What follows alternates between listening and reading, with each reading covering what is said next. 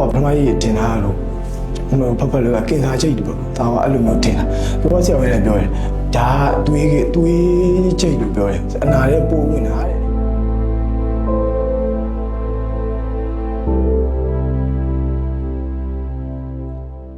တောင်ပေါ်တက်သွားတယ်လေတောင်ပေါ်မှာပေါင်းခင်းလို့အမဝိုင်းပြီးညှစ်တာလေအဲ့ဒါမှသွေးအဟုန်ထွက်ပြီးတော့ပိုးဝင်နေတာပေါ့ဒါမှတရားမှမစားနိုင်ရင်ဆေးတော့ပြန်ပြဆေးနှလုံးတော့လှုပ်ပေးလိုက်တယ်အဲ့လိုဒါနဲ့တတ်တာလားအကျိတ်ကတေးသွားပြီလားမသေးအိုက်တိုင်းပဲပိုးတော့နည်းနည်းတော့ပြန်အောင်ကြီးတာသေးပဲကျွန်တော်တို့ညီလေးနဲ့စပြည့်စုံလာကြတော့ကျွန်တော်အမကုန်းရတိုင်းဖွင့်လာတယ်ကုန်းရတိုင်းမှာသူကဟိုဒီလိုမဖြစ်ခင်တည်းကလာပြီးတော့ကုန်းလာပြီးတော့ဝယ်စားနေကြဒါဖို့သူကဖုံเจ้าမှာလည်းနေတော့ဒါဥပဒေဝယ်ခိုင်းတဲ့ခါကျအဲ့လိုလာနေကြပါတော့အဲ့ဒါလေးရောတင်းနဲ့နောက်ကျွန်တော်တို့တော်တော်တတိထားမိသွားတဲ့အချိန်မှာကျတော့သူ့လုံးဝတော်တော်ကြီးနေဒါပေမဲ့အဲ့ဒါကိုကျွန်တော်က तू ကလည်းဘာမှအကူအညီမတောင်းသေး तू ကလည်း तू ဒီတိုင်းလေးပဲနေနေတော့ဘာဒီတိုင်းပဲပေါ့နော်ဘာမှဖြစ်သေးနဲ့နောက်ကျတော့ဒီကြံခဲ့တဲ့သူ့မိုးရင်းမကြခင်တော့ကနေစားအဲ့ချိန်မှာ तू လာကူညီတောင်းတယ်ပေါ့လာကူညီတောင်းတာမှာ तू ဘယ်လိုမှမခံနိုင်တော့ဘူးပေါ့နော်ဒီဟာကြီးကတခါကျန်ကြိုက်တယ်तू ကတော့သူညီလေးအစီကူရောအဆင်ပြေလားဆိုရင်တော့ तू ကအဆင်ပြေဒါပေမဲ့အဓိကညဘက်အိတ်တဲ့ခါကျရင် तू မှာအဆင်မပြေဘူးပေါ့ကိုကြီးလမ်းလျှောက်တဲ့အခါကြီးကြလို့ရှိရင်ဘယ်လိုပြောခေါင်းကြိုက်တာတို့ဒီလှုပ်ရှားမှုတွေမှာနှိကွေးတော့ကိုကြီးဒီအဖူကြောင်အဲ့လိုပြောတယ်ဒါနဲ့ဘယ်လိုဖြစ်တာလဲညီလေးဆိုလဲဆိုတော့ तू ကအဓိကတော့ကျောင်းပေါ်မှာအဖူလေးကနေရော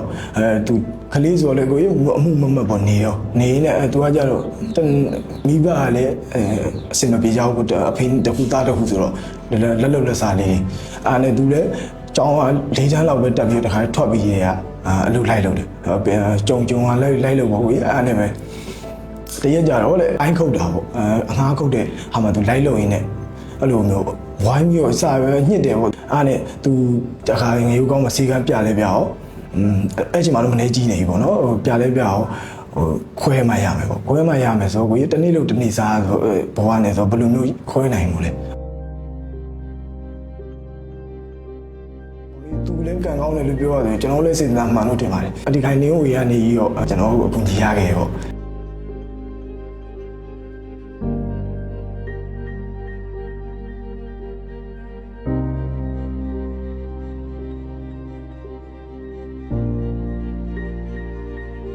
အထာဆောင်လေးရိုက်မယ်နောက်ပြီးတော့တက်မှန်လေးရိုက်မယ်လိုတဲ့သွေးလေးတွေစစ်ကြည့်မယ်မှာစစ်ကြည့်ပြီးတော့တကယ်လို့ရနိုင်တဲ့အနေအထားပေါ့နော်ဆရာတို့ဒီရန်ကြီးဟိုလုံးနိုင်တဲ့အနေအထားဆိုလို့ရှိရင်ဒီအလုံးကိုခွဲထုတ်မယ်ခွဲထုတ်လို့ရှိရင်တော့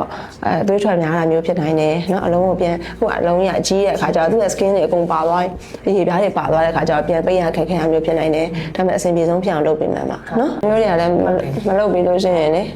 ဒီထက်ဆက်ကြီးလာပြီးတော့ပုံမကူနိုင်တဲ့အနေအထားရောက်သွားရင်ပိုဆိုးမှာပေါ့အဲဒီလိုဆေးကုပေးမယ်ဒီလိုလည်းအကောင်းဆုံးဖြစ်အောင်လုပ်ပေးမယ်နော်တာနော်โอเค